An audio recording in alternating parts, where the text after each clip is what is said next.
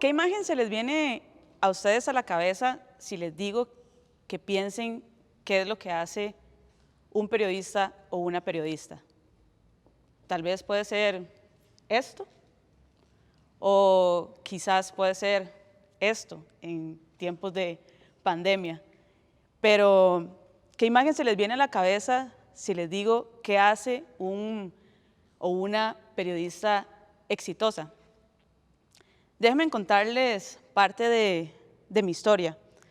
Cuando salí de la universidad, por ahí del año 2006, sí, hace 14 años ya, los periodistas con los que yo convivía y también mis profesores me decían que un periodista exitoso o una periodista exitosa era la que terminaba en una sala de redacción enorme o haciendo televisión.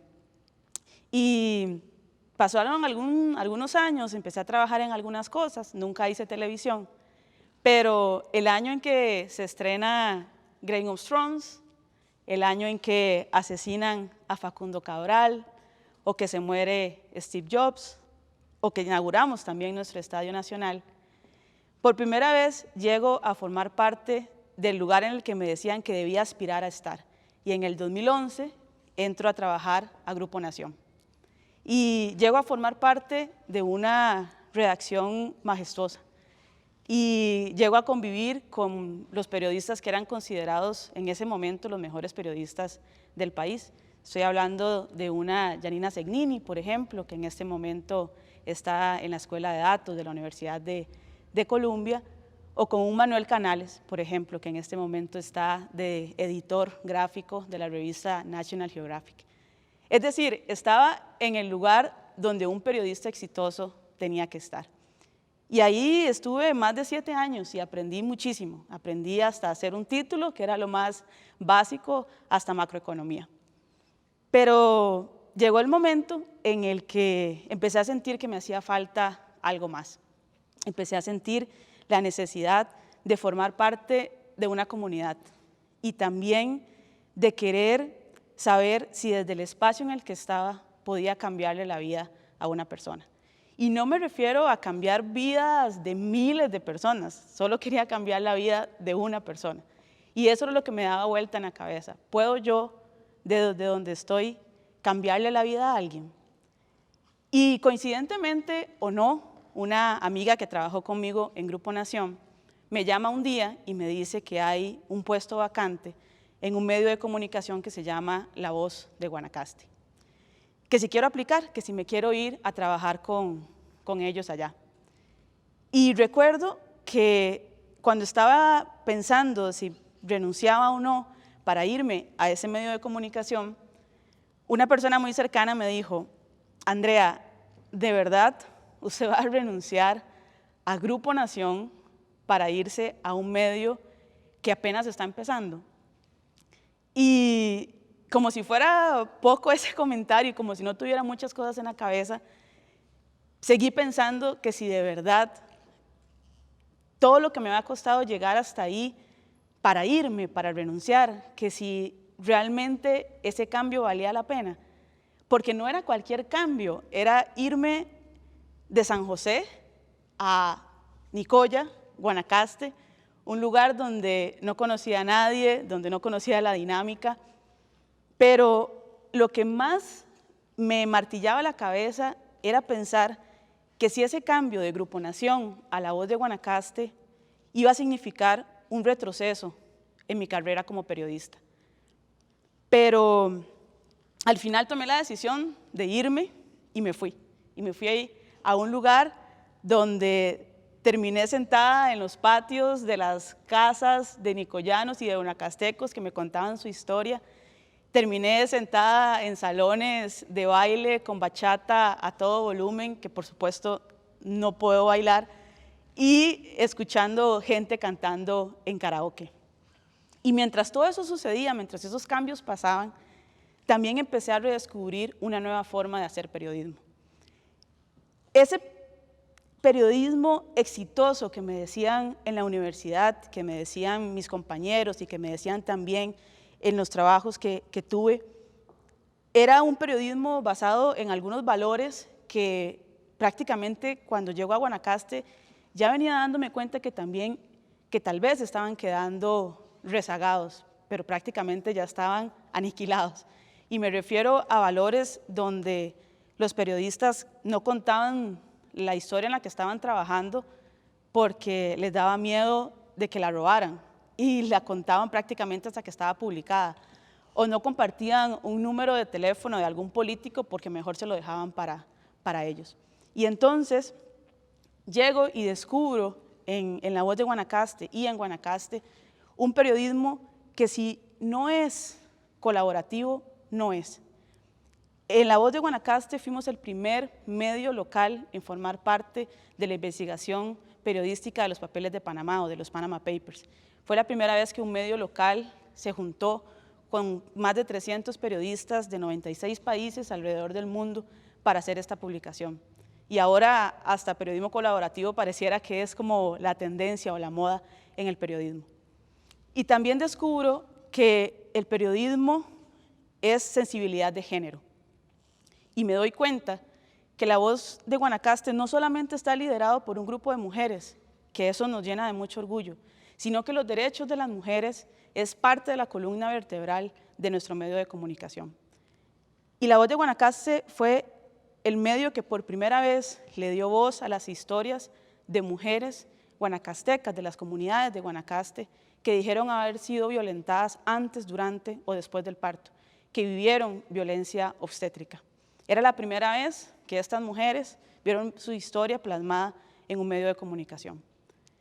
Y también empiezo a descubrir y a confirmar que el periodismo no solo es inmediatez, que el periodismo no solamente es cubrir sucesos de último momento, sino que el periodismo es análisis y el periodismo debe ser reposado para poder aportar valor. Pero para poder aportar ese valor y para poder dar análisis, requerimos de una serie de habilidades técnicas, de herramientas técnicas que lastimosamente en las aulas no nos las están enseñando y que tal vez muchas veces ahí sí vamos a tener que hacer nosotros el trabajo solos para poder desmarcarnos del resto. Y una de las cosas que más descubro y más me vuela en la cabeza de alguna forma es encontrarme con un periodismo que es sensible. Y esta es la historia de Matthew Yumari, esta es la imagen de Matthew Yumari, es un migrante que está en la Cruz de Guanacaste, que llegó a la Cruz y se quedó viviendo ahí por un tiempo para poder continuar su camino hacia Canadá, que es donde él quiere llegar.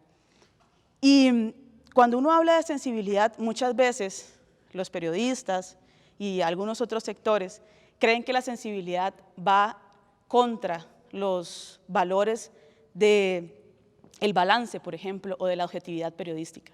Pero yo estoy convencida que la sensibilidad no tiene por qué ir en detrimento de ese balance o de esa objetividad. Por el contrario, creo que la sensibilidad es lo que nos permite a nosotros podernos plantear una historia, poder entenderla y poder saber cómo abordarla.